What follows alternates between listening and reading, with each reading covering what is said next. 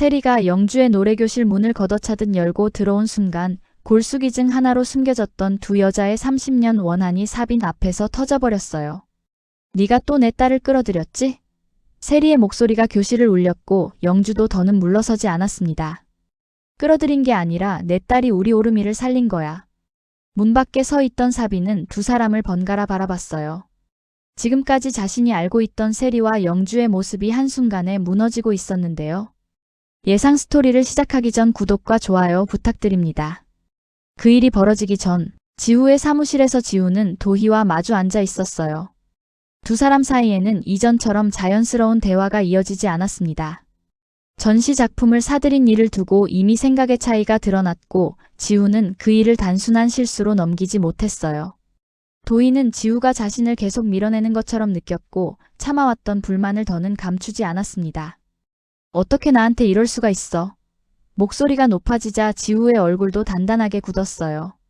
도희는 작품을 사준 것도 지우의 전시가 성공하기를 바랐기 때문이라고 몰아붙였어요. 하지만 지우는 그 방식이 옳지 않았다고 다시 말했습니다.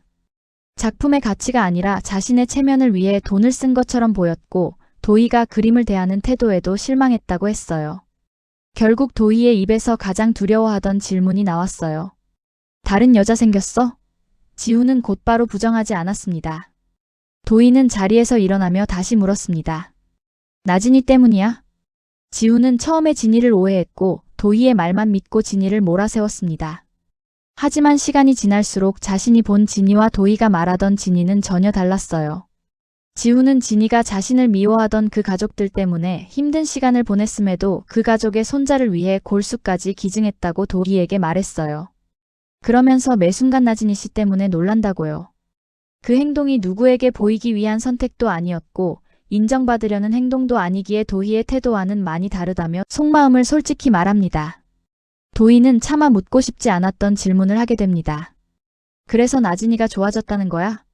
지우는 좋아한다는 말로 단순하게 정리하지 않았어요. 그러나 자신의 마음이 예전과 같지 않다는 사실만큼은 숨기지 않았습니다. 흔들려. 도희의 얼굴이 굳었습니다. 지우는 시선을 피하지 않은 채 한 번 더 말했어요. 흔들리고 있다고. 그 한마디에 도희는 자신이 밀려났다고 느꼈어요. 도희는 진이가 착한 척하며 사람들의 마음을 빼앗고 있다고 몰아붙였어요. 지우는 그 말을 듣고 더 깊이 실망했어요. 여기부터는 진짜 놓치시면 안 돼요. 이 다음이 핵심이거든요. 결국 도희는 대화를 끝내지 못한 채 사무실을 나왔습니다. 복도를 걷는 동안에도 지우의 말이 계속 떠올랐어요. 도희는 자신이 진이와 비교당했다는 생각을 떨쳐내지 못했습니다. 그때 복도 끝에서 세리가 걸어오고 있었어요. 세리는 굳은 얼굴로 다가오는 도희를 발견했습니다. 도희는 세리가 입을 열 틈도 주지 않았어요. 지우에게 쏟지 못한 분노를 그대로 세리에게 돌렸습니다. 아줌마도 정말 대단하시네요. 도희의 말투가 마음에 들지 않았지만 무슨 뜻인지 몰라 바로 화를 내지는 않았습니다. 도희는 비웃듯 말을 이었어요. 딸이 벨도 없이 전 부인의 손자한테 골수까지 기증했다면서요? 세리의 표정이 순식간에 굳었습니다. 그 집에서 받아주지도 않는데 혼자 착한 척하면 뭐가 달라져요? 지금 무슨 소리야? 세리의 목소리가 낮아졌습니다. 도희는 지우에게 직접 들었다고 쏘아붙였어요. 진이가 오르미를 위해 골수를 기증했고 그 일 때문에 지우까지 마음이 흔들린다고 했습니다. 세리는 한동안 아무 말도 하지 못했어요.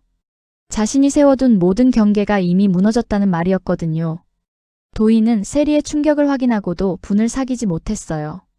진이가 남의 가정을 위해 몸까지 내주고 그걸 본 지우가 흔들린다는 사실이 모두 세리 탓처럼 느껴졌습니다. 세리의 머릿속에는 영주밖에 남지 않았습니다. 진이가 스스로 그런 선택을 했다는 생각보다 영주가 또 자신의 딸을 끌어들였다는 의심이 먼저 치솟았으니까요. 한편 영주는 병원 복도에서 황 박사와 진이의 대화를 우연히 듣게 됐어요. 황 박사는 진이에게 오르미의 상태가 기증 덕분에 한 고비를 넘겼다고 조심스럽게 말하고 있었는데요. 진이는 그 말을 듣고도 기뻐했어요. 황 박사는 진이가 아직 회복해야 한다며 무리하지 말라고 했고 진이는 짧게 고개를 끄덕였어요. 그때 뒤에서 숨을 삼키는 소리가 들렸습니다. 영주는 한동안 말을 잇지 못했어요. 진이와 황 박사를 바라보는 눈빛에는 놀라움과 미안함이 동시에 번졌는데요. 겨우 입을 연 영주는 떨리는 목소리로 물었습니다. 우리 오름이에게 생명의 은인이라니요? 진이의 얼굴이 굳었어요. 가장 들키고 싶지 않았던 사람에게 진실이 드러난 순간이었으니까요. 황 박사는 두 사람 사이를 살피다가 조용히 자리를 비켰고 복도에는 영주와 진이만 남았습니다. 진이는 변명하지 않고 손끝만 맞잡았어요. 영주는 그런 진이 앞에 한 걸음 다가섰습니다. 영주는 진이의 손을 잡았습니다. 넌 나보다 어른이구나. 짧은 말이었지만 그 안에는 지금까지의 오해와 부끄러움이 모두 들어 있었어요. 진이는 고개를 저었습니다. 자신이 대단한 일을 한 게 아니라 오름이를 살리고 싶었을 뿐이라고 말했는데요. 영주는 손을 놓지 않았어요. 그동안 진이를 볼 때마다 세리와 차민기만 떠올렸지만 지금 눈앞의 진이는 오름이를 살리기 위해 스스로 결정한 사람이었어요. 영주는 눈물을 참지 못하고 다시 말했어요. 정말 고맙다. 내가 어떻게 이걸 갚아야 할지 모르겠다. 진이는 곧바로 영주의 손을 더 꽉 잡았습니다.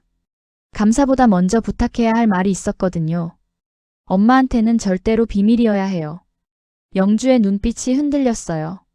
진이는 세리가 이 사실을 알게 되면 자신을 이해하지 못할 거라고 했습니다.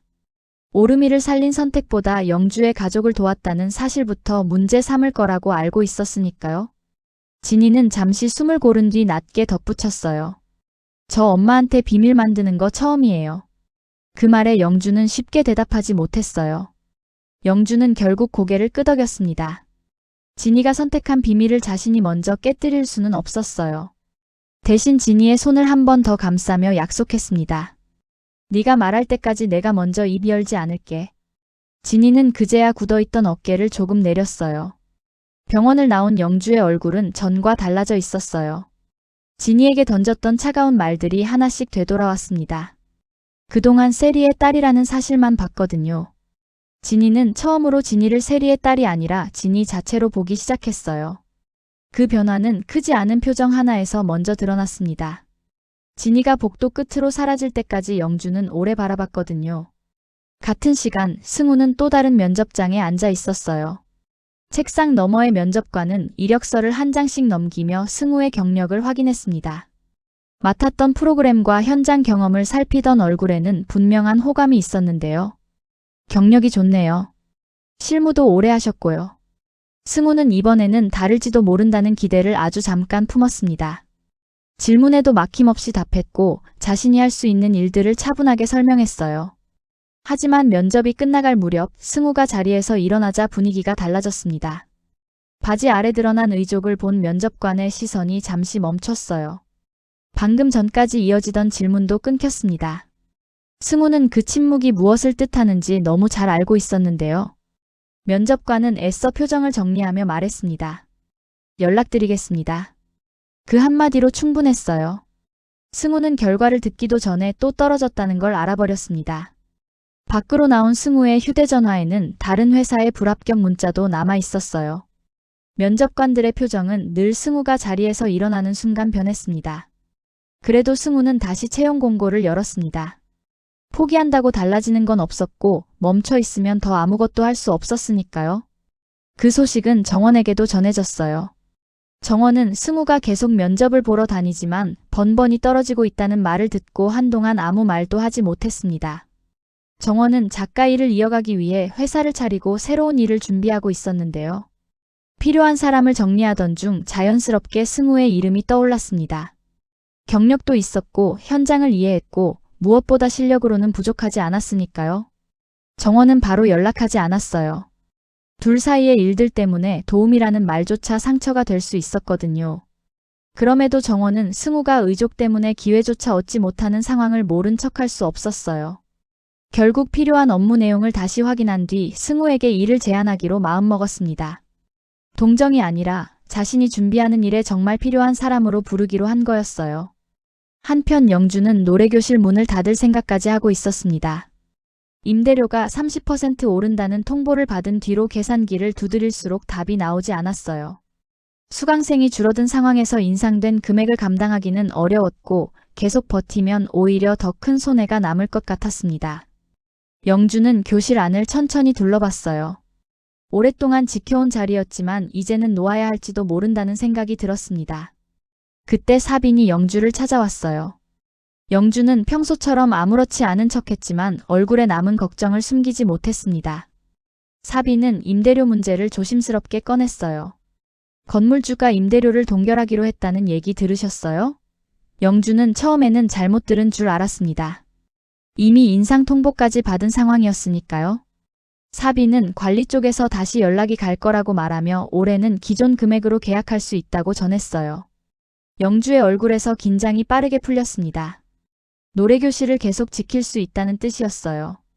영주는 몇 번이나 사실이 맞느냐고 확인했고 사빈은 건물주가 사정을 고려한 것 같다고만 말했어요. 자신이 결정했다는 사실은 끝까지 드러내지 않았습니다. 영주는 크게 숨을 내쉬며 자리에 앉았어요. 정말 다행이네요. 이제야 좀 살 것 같아요. 사빈은 안도하는 영주 앞에서 아무렇지 않은 얼굴을 유지했어요. 그래서 임대료를 동결했다는 소식만 전하고 자신도 방금 들은 사람처럼 행동했어요. 영주는 그런 속내를 모른 채 건물주에게 감사하다는 말을 반복했습니다. 자, 그런데 여기서 판이 완전히 뒤집힙니다. 며칠 뒤 영주는 갱신 계약서를 받았습니다. 인상된 금액이 아니라 기존 임대료가 적힌 계약서를 확인하자 다시 한번 안도했어요. 조항을 천천히 읽고 마지막 장으로 넘기던 손이 멈췄습니다. 임대인 이름이 눈에 들어왔기 때문인데요. 그곳에는 분명히 임사빈이라고 적혀 있었습니다. 영주는 한참 동안 이름에서 눈을 떼지 못했어요. 자신에게 건물주의 결정을 전하던 사빈의 표정이 뒤늦게 떠올랐습니다. 사빈 선생님이 건물주였어? 영주의 목소리가 아주 작게 새어나왔어요. 좋은 건물주가 있다며 안도했던 순간도 자신은 모르는 일처럼 말하던 사빈의 태도도 한꺼번에 연결됐습니다. 영주는 계약서를 다시 처음부터 확인했어요. 이름은 달라지지 않았습니다.